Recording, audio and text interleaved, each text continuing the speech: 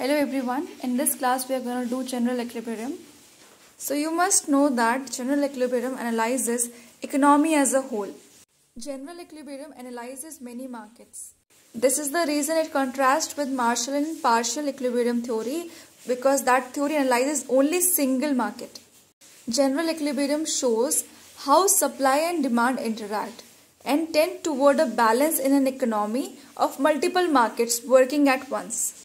The balance of competing levels of supply and demand in different markets ultimately creates a price equilibrium. So general equilibrium theory was given by Leon Walras in the late 19th century. He gave this theory in his book Elements of Pure Economics. There are three conditions of general equilibrium. Those are, first one, equilibrium of consumption. Second one is equilibrium of production. And the third one is simultaneous equilibrium of production and consumption, that is also called product mix. So we'll start with the first condition, that is equilibrium of consumption. Do you remember there was one condition in IC, that is slope of indifference curve is equal to slope of the budget line. Since this is a consumption equilibrium, so in consumption there is IC, that is indifference curve, and it is measured by MRS, that is marginal rate of substitution. So let's suppose in general equilibrium we have two consumers, those are A and B. So you have to assume an economy where only two people are there and only two goods are there, namely X and Y. So now you have to determine the point where A and B can maximize the utility of the good X and Y. So first of all, see these graphs. The first graph on the left hand side is for consumer A. The second graph on the right hand side is for consumer B. And there are two goods X and Y. So we have drawn the indifference curve for consumer A, IC1, IC2, IC3, IC4 and IC5. In the same manner we are making indifference curves for consumer B, IC first, IC second, IC third, IC fourth and IC fifth. Now to understand at which point A and B can maximize their utility for good X and Y, for this Edgeworth gave the concept of Edgeworth box. So to make the Edgeworth box, you have to flip the consumer B's graph upside down in such a way that we combine B, it becomes a box. Now see this Edgeworth box diagram of consumption. Blue ICs are IC of consumer A, red ICs are IC of consumer B. So here are the ICs of consumer A, IC1, IC2, IC3, IC4 and IC5. Now the red ICs of consumer B, IC first, IC second, IC third, IC fourth and IC fifth. So equilibrium points would be the one where IC of A consumer and IC of B consumers are touching. So now as you can see in the diagram, there is a red line going upward from left to right, intersecting all the Pareto efficient points. This is called the contract curve. This contract curve shows all the possible options of Pareto efficient points. So equilibrium condition would be MRS of A XY is equal to MRS of B XY is equal to PX upon PY. We are taking price because we have two commodities. And to buy this commodity, we deal in price. So as you can see, there is a point in the middle, point P. This is the best Pareto optimum point.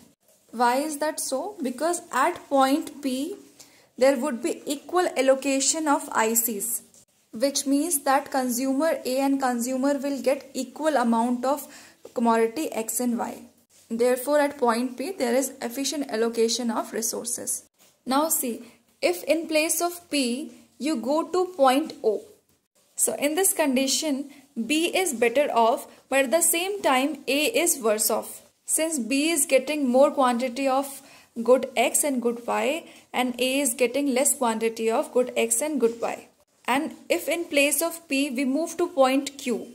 So here, A is better off, whereas B is worse off. The reason is, A is getting more amount of good X and good Y, whereas B is getting less amount of good X and good Y. So as I already told you, contract curve is a set of all Pareto efficient points. And no other point other than point P can give the best allocation of good X and Y. So if we deviate from point P to any other point, it means that we cannot make one better off without making the other one worse off. Now the second condition of general equilibrium is equilibrium of production. This condition is satisfied under MRTS of X, LK is equal to MRTX of Y, LK is equal to W upon R. Since we are talking about production, so in production we have isoquants, not IC, we have isoquants. And in place of MRS we have MRTS. MRTS is marginal rate of technical substitution. And in production we have factors of production, that is labor and capital, denoted by L and K. So to labor we give wages and for capital we pay rent. That is why we are equating it with W upon R. In production we have slope of isoquant equal to the slope of isocost line. Now here is the Edgeworth box of production. We have two factors L and K and two firms A and B. For firm A, isoquants are IQ1, IQ2, IQ3, IQ4 and IQ5. For firm B, the isoquants are IQ first, IQ second, IQ third, IQ fourth and IQ fifth. And again you can see the contract curve AB passing through all the points where isoquants are intersecting. So again P is the point of Pareto efficiency, which gives the best allocation of labor and capital for firm A and firm B. So if we move to point O, B firm is getting better off whereas A firm is getting worse off, because B firm gets more of labor and capital whereas A firm gets less of labor and capital. And on the other hand, if we move to point Q, here A is getting better off whereas B is getting worse off. A is getting more amount of labor and capital where B is getting less amount of labor and capital. Therefore, P is the best point of allocation of labor and capital for firm A and firm B. Now we have a third condition of general equilibrium, that is simultaneous equilibrium of production and consumption. This is also called product mix. So in this case we have to draw PPC. PPC is production possibility curve.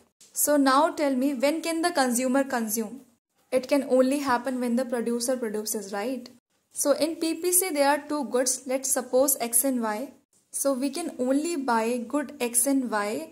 We cannot buy good Z because good Z is not being produced. Now see the concave curve on the graph. This is PPC, production possibility curve.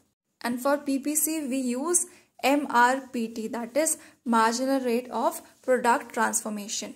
In consumption we use MRS, marginal rate of substitution. In production we use marginal rate of technical substitution. In PPC we use marginal rate of product transformation. So in this, slope of PPC is equal to slope of IC. And the equilibrium condition is where MRPT of XY is equal to MRS of AXY is equal to MRS of BXY. The contract curve of the Edgeworth box is going upward from left to right. This contract curve of Edgeworth box must touch the PPC. So PPC and contract curve are touching at point E. So point E is the equilibrium point. Now let's revise the three conditions of general equilibrium. The first one, equilibrium of consumption. It is when MRS of AXY is equal to MRS of BXY is equal to price of X upon price of Y. Then is the second condition, equilibrium of production. The condition is when MRTS of X LK is equal to MRTX of Y LK is equal to wage upon rate, that is W upon R. Then is the third condition, that is simultaneous equilibrium of production and consumption, that is called product mix. So this condition is satisfied when MRPT of XY is equal to MRS of AXY is equal to MRS of BXY. Just remember these things because these are the main things which are asked in the exam. Now let's see previous year questions. The first question, Pareto's marginal condition for efficiency in composition of output, that is product mix, requires. So this is the last condition if you remember.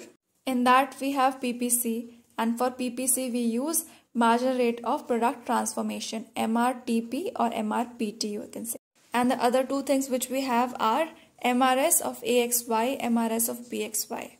So the third option satisfies the third condition of general equilibrium, that is when MRTP of XY is equal to MRS of AXY is equal to MRS of BXY.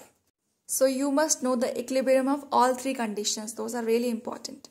Now see the next question. General equilibrium analysis determines option 1, prices and quantities in all markets simultaneously. Option 2, prices and quantities in all markets simultaneously and explicitly takes feedback effects into account. Third option, feedback effects. Fourth, prices in all markets. First one is also correct, but some information is missing which is added in second point. See, as we know, prices and quantities in all markets are taken care simultaneously in general equilibrium. So this is correct. And along with it, explicitly it takes feedback effects also in account. So second is the right answer. Thank you so much.